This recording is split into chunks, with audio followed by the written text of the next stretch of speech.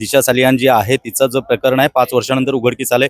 सुरुवातीला तिच्या वडिलांनी सांगितलं होतं की यांचा अपघातग्रस्त मृत्यू झालाय आणि आता पुन्हा त्यांच्यावरती बलात्कार करून मृत्यू झाला असं हे टाकलेलं, काय सांगाल?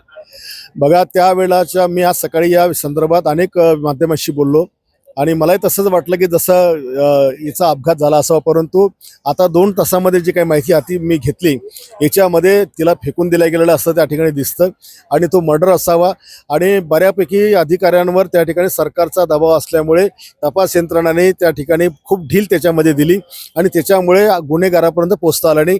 म्हणून माझी सरकारलाही विनंती आहे की आता हायकोर्टामध्ये प्रकरण गेलं आहे आणि म्हणून सरकारने याच्यावर परत याला काय म्हणतो आपण SITचं पुनर्गठन करावं आणि निपक्षपणे काम करणाऱ्या अधिकाऱ्याची त्याच्या नियुक्ती करावी आणि त्याच्या कार्यक्षेत्र म्हणजे त्याच्या अधिकारामध्ये याच्यावर निपक्षपणे कारवाई करून जो कोणी किती मोठा असेल तर त्याला सोडू नये। आदित्य ठाकरेंचं नाव याच्यामध्ये समोर येतं आणि शिवसेना ठाकरे गट जे आहे ते सांगते की आदित्य ठाकरेंना याच्यामध्ये कुठेतरी टार्गेट केलं जातं।